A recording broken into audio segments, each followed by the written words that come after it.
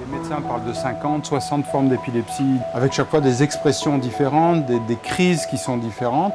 Dans tous les cas, il y a des crises d'épilepsie, mais qui peuvent être, par exemple, une pause dans ce que l'on fait, c'est ce qu'on appelle l'épilepsie absence. Je crois que c'est ce que tu faisais quand tu étais petit.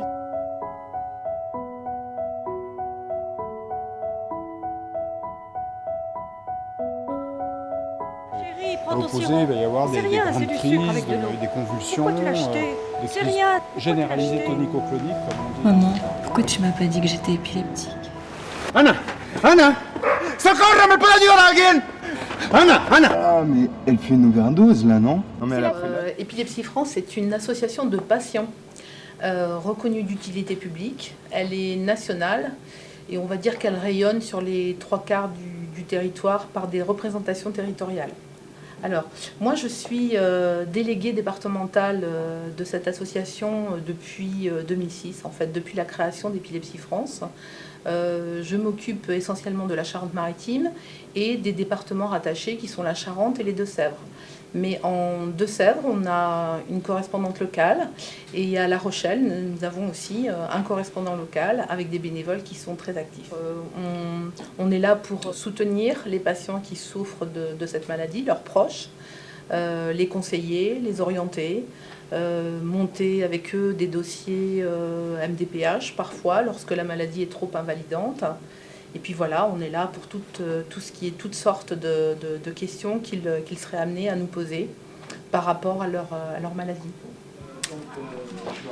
Ici même au comptoir, je tiens une permanence pour que les patients tout d'abord sachent qu'ils ne sont pas tout seuls et informer le public sur toutes les formes d'épilepsie.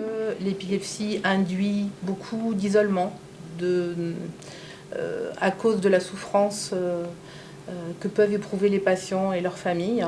Les patients ont peur du regard des autres, ils ont peur de leur propre crise, ils ont peur de tomber dans la rue et du coup ils préfèrent s'isoler ou cacher leur maladie. Certaines personnes, à notre époque, pensent que le diable est dans les corps, ce qui est catastrophique.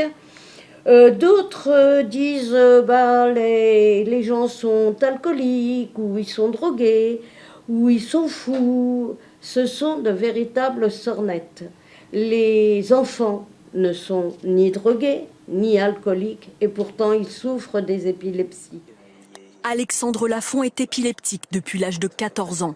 Au plus fort de la maladie, il a fait jusqu'à 3 crises par semaine. Des crises souvent incomprises par son entourage. De cette solitude est née une série de vidéos sur Internet où Alexandre dédramatise sa maladie en évoquant ses pires souvenirs avec humour. Une crise au milieu de 500 personnes dans un amphithéâtre, la routine. Donc la crise en soi, ça a été, j'étais inconscient, mais c'est quand je suis revenu dans l'amphithéâtre et que les gens m'ont reconnu, peut-être l'arcade défoncée qui les a mis sur la piste, mais les gens m'ont reconnu et tous dévisagés. Je ne suis même pas resté dans l'amphithéâtre, je suis sorti au bout de 5 minutes. Car la maladie fait peur. Pas toujours facile de bien réagir lorsque l'on est témoin d'une crise. Laurence Follet, membre de l'association Épilepsie France, intervient en entreprise et auprès des particuliers pour enseigner les bons gestes. Alors, la toute première chose à faire lorsqu'il est en crise, c'est de le protéger des objets qui pourraient le blesser et de la tête qui frappe le sol. C'est la seule chose à faire. Il faut laisser la crise se dérouler entièrement avant de pouvoir intervenir et de le mettre en position latérale de sécurité. Des gestes simples, mais essentiels pour aider le malade à sortir de sa crise sans aggraver la situation. En fait, la langue ne peut pas être avalée, c'est une idée reçue. Donc la seule chose à faire, c'est de lever le menton de la personne de manière à dégager les voies respiratoires. Et le fait de mettre en PLS, la langue va se déposer tranquillement dans la bouche. Et il n'y a aucune raison que la personne avale sa langue. Aucune raison. Il y a des crises partielles, il y a des absences, il y a parfois quelqu'un qui fait hop, comme ça. Ou qui, tous les matins au petit déjeuner, va lâcher sa tasse de café et on va lui dire mais quand même t'es maladroite quoi, fais attention. Il va pas comprendre ce qui lui arrive et il va dire bah oui je suis maladroit. Mais en fait non, c'est des clonies ça, c'est des clonies épileptiques. En France, 600 000 personnes sont atteintes d'épilepsie. Soutenu par sa compagne, Alexandre Lafont, lui, n'a pas fait de crise depuis 1 an. Je crois savoir que vous allez organiser un grand événement le 23 février prochain, le village des épilepsies. On va aussi bien proposer de l'information par le biais de conférences, la projection d'un film en avant-première avec Catherine Diran, l'ex-chanteuse du groupe Lilycube, elle-même épileptique. Elle n'a su qu'à 18 ans qu'elle était épileptique et elle sera là donc, pour répondre aux questions.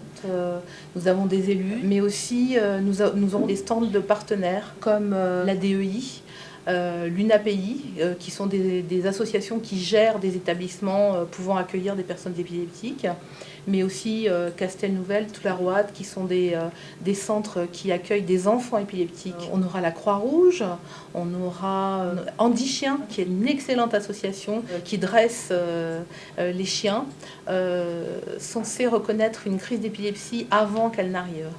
Du coup, tout ce petit monde va avoir son stand. Et puis, le docteur Guillaume Porcher, qui est neurochirurgien à Bordeaux, va venir aussi compléter l'équipe pour les conférences. Et puis, on fait venir aussi un grand professeur de Marseille qui s'appelle le professeur Bartholomé. Je suis Fabrice Bartholomé, je suis neurologue, chef de service à l'hôpital de la Timone, dans le service de rythmologie cérébrale et d'épileptologie. Et notre compétence est l'exploration des troubles du rythme cérébral et notamment de l'épilepsie. Il y a environ 600 000 patients épileptiques en France et on est face à une maladie qui reste résistante au traitement actuel en plus de 30% des cas et là aussi ce chiffre n'a pas trop bougé. Le projet RHU que je coordonne s'appelle le projet Epinov qui va tester une nouvelle approche de modélisation du cerveau qu'on appelle le cerveau virtuel. C'est une visualisation en 3 dimensions de la crise d'un patient, de sa naissance dans le cerveau et de sa propagation. Évidemment, le but, parce qu'on va faire un essai clinique à partir de 2019 sur plusieurs centres de chirurgie d'épilepsie en France, c'est de prendre ces données-là et de les intégrer dans le raisonnement pré-chirurgical. On espère qu'avec cette modélisation, on va franchir un cap. Mais c'est probablement pour moi l'avancée la plus importante dans ce domaine. Surtout, je me suis dit que quand même 800 000 patients épileptiques, pour ainsi dire, en France, 40 000 nouveaux cas chaque année, la moitié sont des enfants, un tiers des patients résistent à tous les traitements. Il est vraiment temps qu'on en parle.